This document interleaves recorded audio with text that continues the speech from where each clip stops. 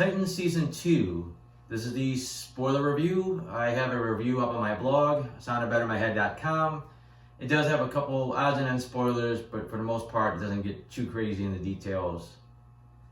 The season is similar to the first season and pretty much all the DC Universe shows. It's still pretty edgy. It still gets pretty dark. It's violent. It's bloody. There's a lot of profanity. But I think Season 2 is a lot more of a traditional kind of comic book show than Season 1 was. You know, Season 1 was a weird kind of a road trip trying to protect Rachel from the cult and demons and Trigon and all that. So Season 2 is more, you know, you got headquarters and you got, you know, more costumes and, you know, people are watching satellites through the computer and running in the state of the city and, you know, stuff you would kind of expect from like the Arrowverse shows, just way darker. They also took a lot of stuff from the comic books and got it incorporated in the season. You know, whether it's, you know, Connor's origin or some of the Deathstroke stuff or the Jericho and the Ravager stuff. I mean, pretty classic Titans material. In fact, Season 2 is so much more what I would have expected from a Titans-based TV series than Season 1 was. Biggest problem though this season is it's just too much. There's too many characters, there's too many storylines, there's just so much there. It's all crammed into like this 13 episode season. And it's like 3 seasons worth of material, and it should have been spread out better. Every time something gets interesting, something else comes up, and they maybe come back to the original thing and then just move on to a third thing.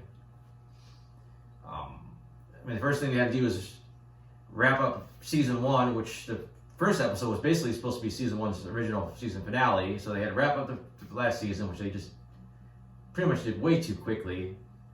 You know, Rachel took out Trigon like it was nothing.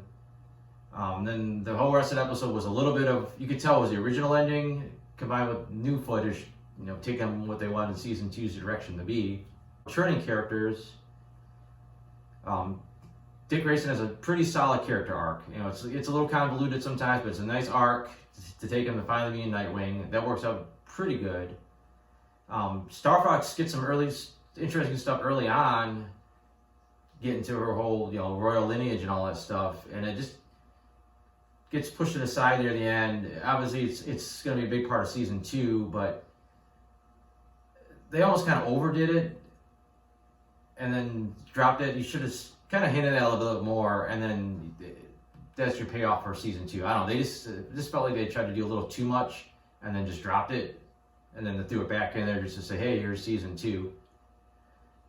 Rachel and Gar get kind of nothing. I mean, they both have their little thing. Gar gets the brainwashing storyline, and Rachel's got the turning to the dark side kind of storyline, but their character arcs are almost nothing. They basically kind of start off mentally one way and they end about the same place. They really don't go any kind of, you know, journey.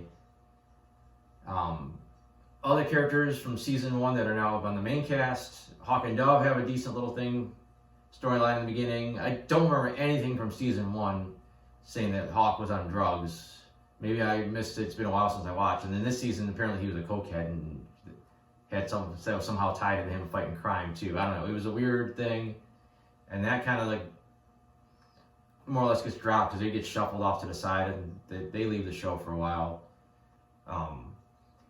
Jason Todd's brought to the main cast. You know, he starts off strong. He's got a lot of stuff, you know, interesting about him.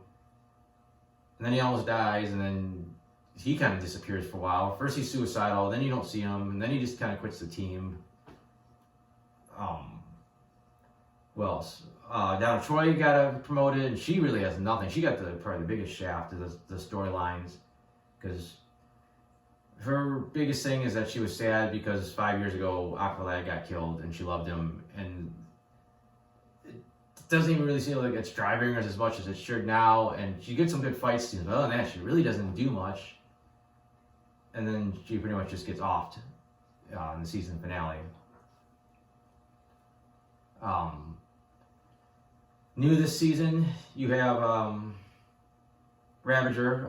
She actually had a pretty solid character arc. You know, she went on a good journey from basically taking basically a face turn. She was evil. She got to know these guys, and in the end she decided to help them.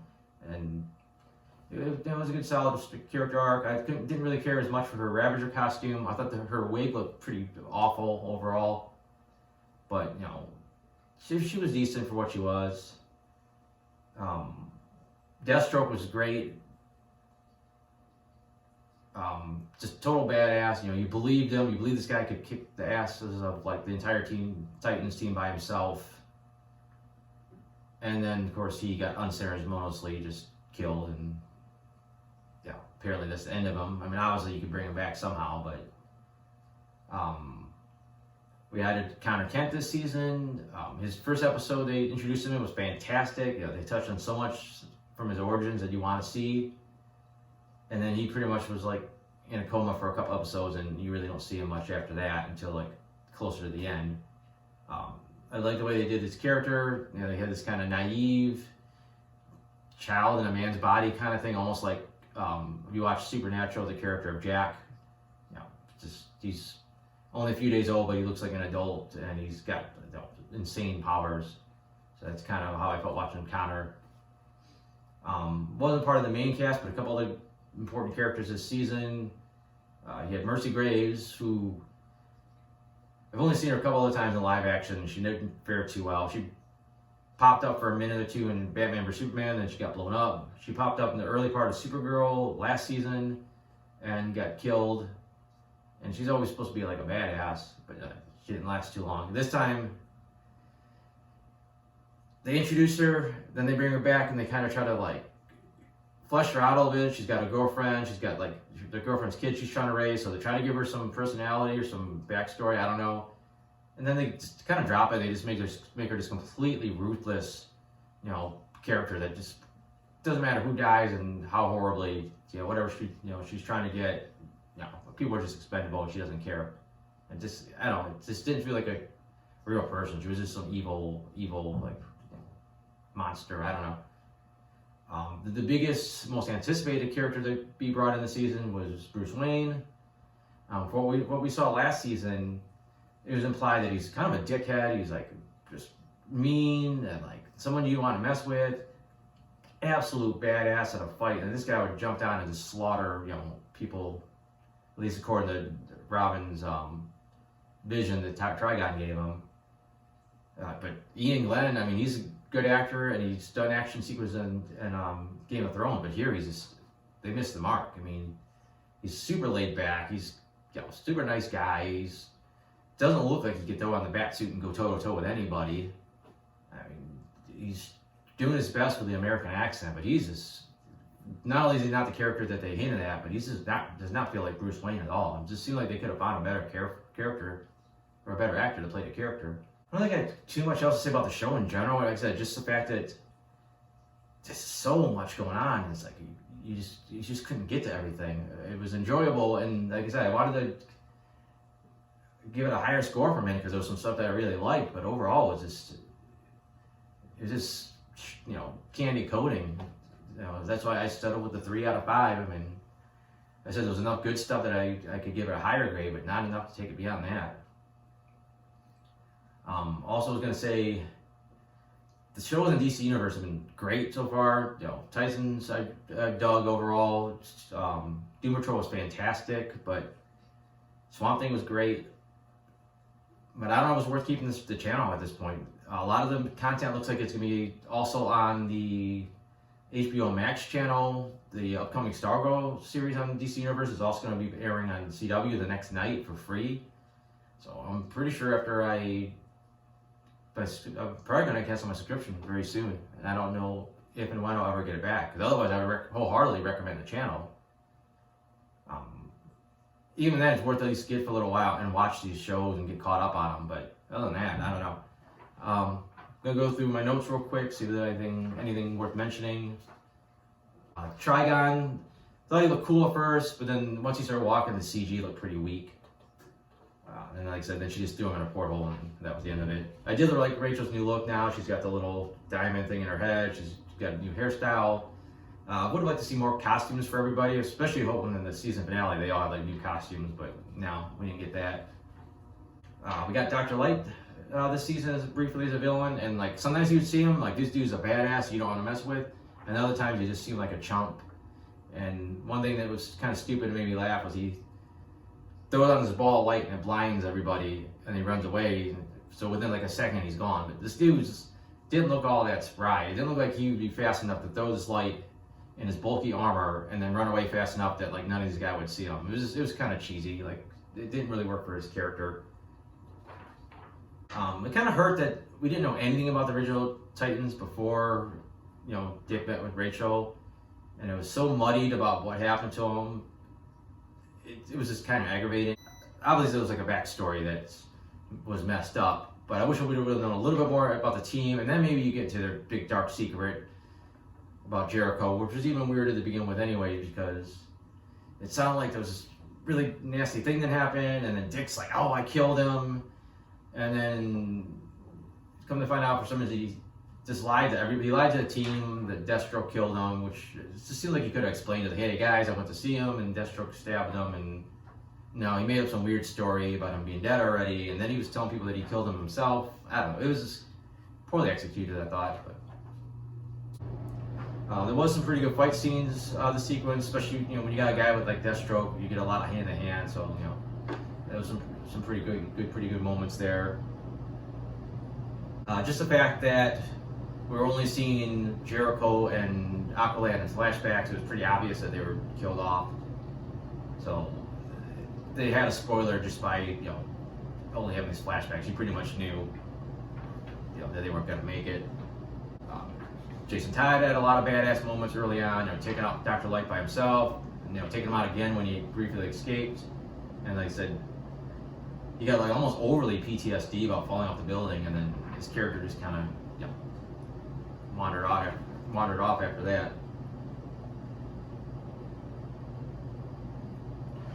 Crypto was pretty awesome. I thought he was adorable. You know, super smart dog. He's got the superpowers. They actually did a lot more stuff with him than I thought they would, especially as far as him being a super dog. So that was a pleasant surprise. I thought the episode where Gar and Connor were home alone was going to be a lot better. It starts off pretty entertaining. I think Gar got a little too cabin fever too quick, and then Connor got up, so I thought they were going to have this like real fun buddy kind of thing going on. It was going to be funny, but no, he ran out, and Connor almost killed a bunch of cops, and Gar ran away. And it was just, again, I thought that was going to be so much more fun, and it was just like, no, Gar just made everything worse, which is fine, but I thought they could have had fun first and then had that. They did that weird thing where Rachel's powers, whatever, infected some gargoyle and it killed a guy, and then that was it. Is the gargoyle still out there? Did the powers go back to her? Did it stop? Then there was a point where Donna sees this guy mauled and somehow knows that Rachel did it, and that just got dropped. I thought that would be a bigger thing. Yeah, the whole weird thing where Bruce Wayne was doing some weird thing, then he got everybody to like the town of Elko to meet in this diner, and then he gave him like a pep talk, and then he left, and then supposedly somehow Rachel did it all, I guess, but she didn't know she did it. It was a weird thing. They could have explained a little bit better, or it was Rachel or something else. It was really, really odd. Also, kind of early on, the other person from Starfire's planet shows up. And at first, he just came out like as a completely random guy, and then come to find out they were like friends and former lovers. And I don't know, his introduction was a little weird, but I was really starting to dig the character, and then they killed him off. That was a weird scene where you're in Slade's head, and Jericho's in there, and just the conversation they're having. I know it's for the benefit of the audience, but it's like he's been in there 5 years. This is the first time you guys really talked about this, because it's the way it kind of sounded. I think that's about all I got. I have some other reviews, and I have my comic strip up on my blog, soundedbetterinmyhead.com. You can check that stuff out. We'll probably put up a couple more movie reviews next month. I usually only do video reviews, especially spoiler reviews for stuff that I'm a little more passionate about, like superhero stuff or Star Wars. If people are interested in at least hearing a non-spoiler review, or maybe a spoiler review of just any movies in general, you know, maybe let me know in the comments. I'll do more. I'll record more reviews instead of just doing the written ones. But other than that, thanks for watching.